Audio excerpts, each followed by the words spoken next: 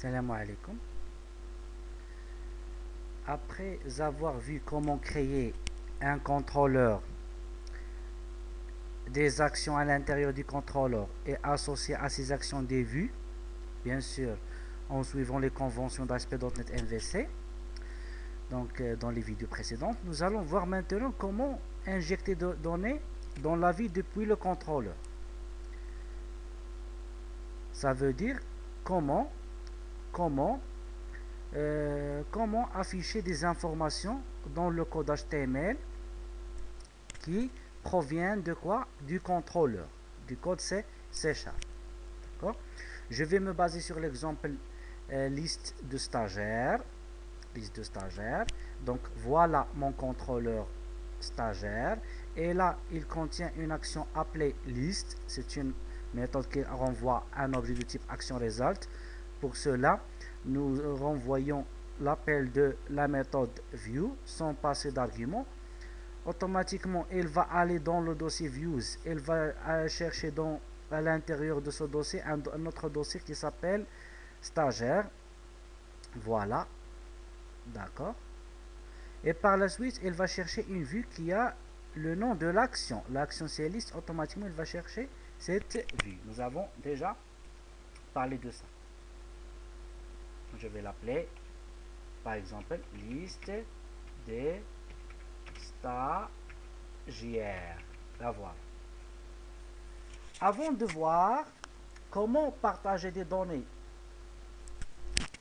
par le contrôleur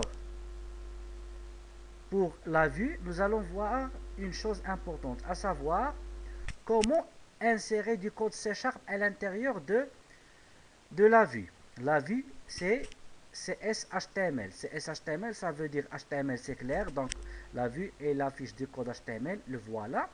CS, c'est C#. Mais maintenant, on veut ajouter du code C#, savoir de la logique, dans notre vue, dans notre présentation. Donc, je vais revenir vers ça dans les prochaines vidéos, Inch'Allah, d'accord. Nous allons parler des pages de mise à disposition et parler de ça à la suite, d'accord. Pour écrire du code C# à l'intérieur de la page CSHTML, il suffit de taper arrobas. Donc là, regardez. Donc là, je sais pas, je vais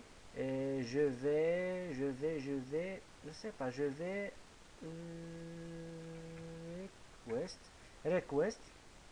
Rappelez-vous le principe les pages web, c'est toujours une requête. Ça veut dire une demande qui vient du client, le navigateur vers le serveur. Une réponse, c'est la réponse à cette requête. Ce que le serveur renvoie vers le navigateur. Par exemple, request, je sais pas, URL,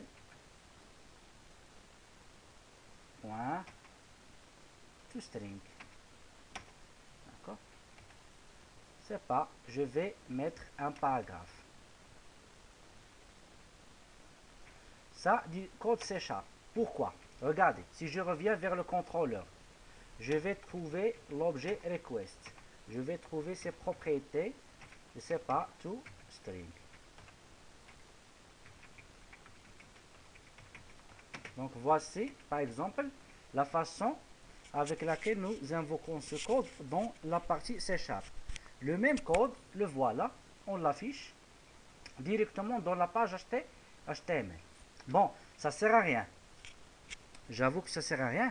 C'est juste pour vous montrer comment pouvoir écrire du C# à l'intérieur du HTML. C'est par exemple, j'écris comme ça. Sont préfixés par ça. Vous allez voir la différence. Donc je vais afficher dans le navigateur. Donc un paragraphe qui va s'ajouter. Regardez. Donc là, on l'affiche tel qu'il est écrit. Pourquoi? Parce que c'est du texte. Ce n'est pas du code qui devrait être exécuté et interprété. C'est du texte qui doit être affiché tel qu'il est écrit. Le voilà. Par contre, lorsque je l'ai préfixé par ce symbole, la page a su qu'il doit exécuter des codes C#. Regardez, j'ai affiché l'URL de la requête. Du maintenant, l'URL de la requête. Donc, ça, c'est très simple. Imaginons maintenant, on veut déclarer des variables et les afficher, par exemple. Et qu'est-ce que je vais faire? Lorsque vous avez plusieurs instructions, vous passez automatiquement par un bloc. Et qui dit bloc, on s'échappe des accolades. Donc, lorsque vous avez plusieurs instructions, imaginons que nous voulons écrire un petit programme dans la vue. Donc, automatiquement, ça, c'est pour informer la vue que c'est du code C#, sauf que un bloc d'instruction, c'est souvent limité par des accolades. Accolades d'ouverture, accolades de fermeture. Regardez qu'est-ce que je vais faire. Int I égale, c'est pas 1. Je vais boucler. D'accord, c'est jamais utilisé. Je vais boucler for I inférieur à 11 I plus. Donc c'est du code C#. Par la suite, je vais faire une liste. C'est de l'HTML. C'est de l'HTML. Il faut se mettre ça dans la tête. D'accord, c'est de l'HTML. Voici une liste. Et par la suite, chaque là, nous allons afficher quoi? J'espère que c'est ça, c'est I. C'est ça. D'accord, regardez qu'est-ce que j'ai fait. Donc, j'ai déclaré un entier I. Je lui ai affecté la valeur 1. J'ai affiché une liste UL non numérotée. Et par la suite, en bouclant, je vais afficher chaque élément de I. Je vais relancer mon application. J'ai commis un problème. J'ai commis une erreur. Laquelle il y a un problème. Ça, c'est clair.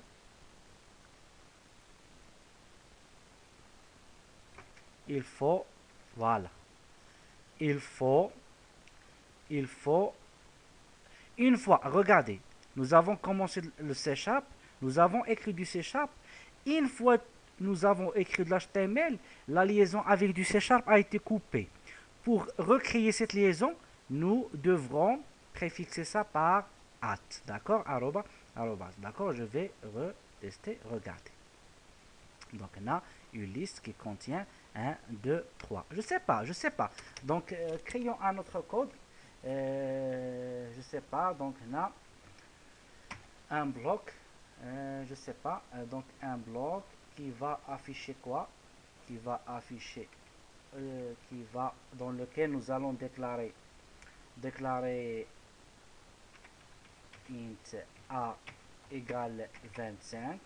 Nous allons faire du test if a supérieur à 20.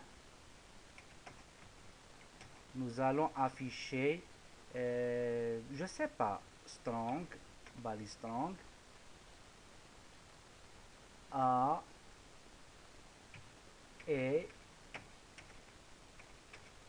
grand, else, par exemple, c'est juste de la logique qui n'a pas de sens, mais qui est juste pour vous montrer qu'on peut injecter du code C# quand on le veut.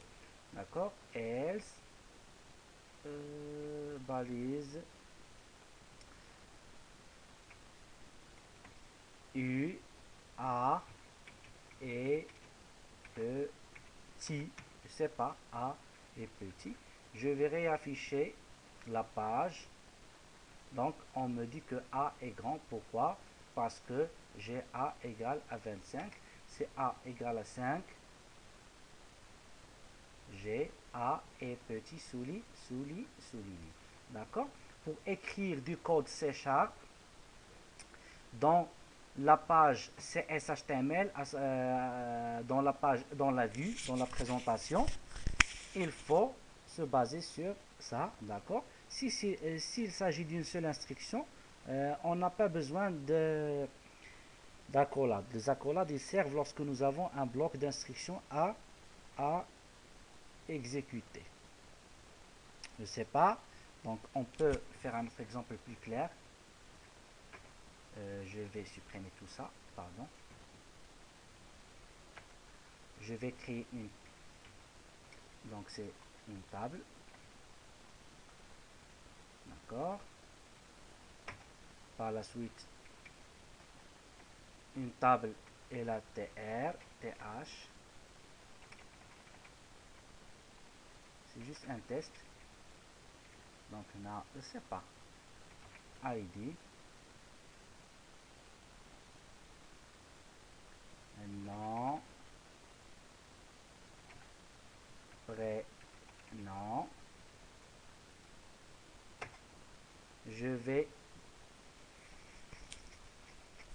Je sais pas, je vais créer un objet anonyme, c'est ça? Un objet anonyme. Voilà. Je vais déclarer,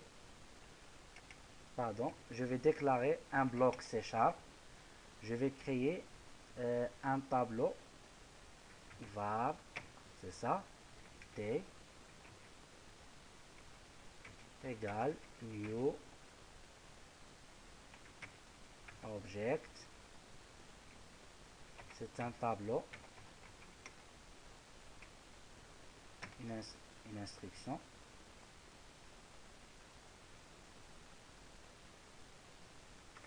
T, c'est un tableau. Oui, donc un objet anonyme. Et là, ce qu'on appelle un ID. Et là, un nom, Khalid. Et là, un prénom, savoir Karim. D'accord?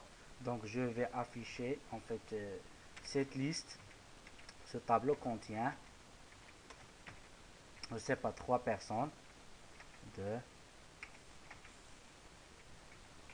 Amin, Yassine,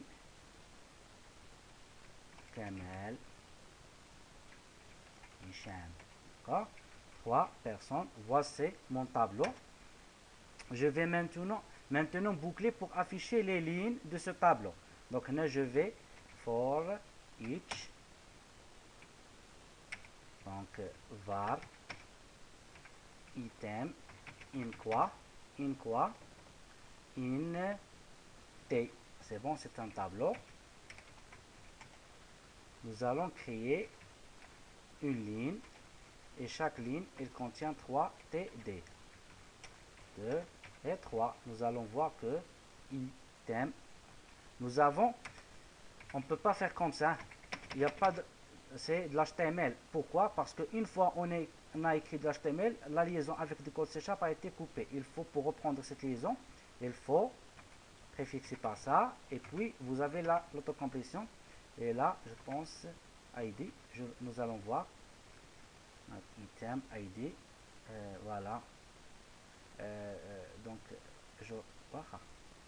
Get type. Get property name. Donc là, c'est un peu de réflexion. ID, c'est ça. Point. Get value. Get value, c'est l'objet item.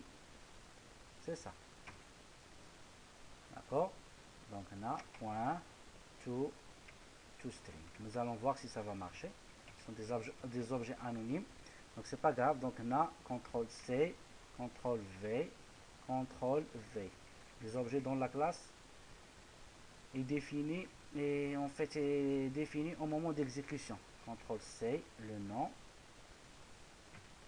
Et par la suite, ça c'est le prénom. Ça c'est le prénom. On va voir si ça va marcher. D'accord? Affiché dans le navigateur. On va regarder. ID, nom, prénom, 1, 2, 3 et le nom et le prénom de chaque personne. C'est un tableau HTML. C'est un tableau HTML. D'accord? Créé à l'aide de code C# à l'intérieur de la vie. C'est déconseillé de faire comme ça. Rappelez-vous, l'objectif du MVC, c'est séparer les tâches. Ça veut dire quoi? Ça veut dire on ne veut pas voir de la logique ici dans cette vue. Pourquoi? Parce que la vue doit se focaliser sur sa mission principale, à savoir l'affichage, et non pas faire de la logique et créer les données, je sais pas, faire des tests et ça. Donc ça, c'est généralement laissé au modèle et au contrôleur. D'accord? La logique, on la trouve principalement dans le modèle et dans le contrôleur. La vue ne doit faire qu'une seule tâche principale, c'est l'affichage, c'est présenter la page. D'accord? Et je vous montre cet exemple juste pour vous montrer que c'est possible d'écrire tout le code C# que nous voulons dans les vues. Vu que c'est un fichier CSHT, HTML, donc là j'ai créé un tableau, j'ai bouclé, j'ai utilisé un peu de réflexion pour récupérer les informations d'un objet, d'accord. Donc là ce n'est pas c'est à éviter, donc il ne faut pas faire ça c'est pas le bon lieu pour faire ce traitement. Bon, l'affichage, oui. Par contre, ça, je sais pas. Et tout ça, c'est pas ici qu'on doit le faire. C'est dans le contrôleur. Et ça, généralement, ça vient des modèles, les données. C'est bon? Donc là, notre code, ça marche. Donc, dans la prochaine vidéo, Inch'Allah, nous allons voir comment envoyer des données depuis l'action vers la vue. Et comme ça, nous allons éviter d'écrire ce genre de choses. D'accord? Vous verrez comment nous allons éviter d'écrire ce genre de choses. Donc, merci pour votre attention. À la prochaine vidéo, Inch'Allah.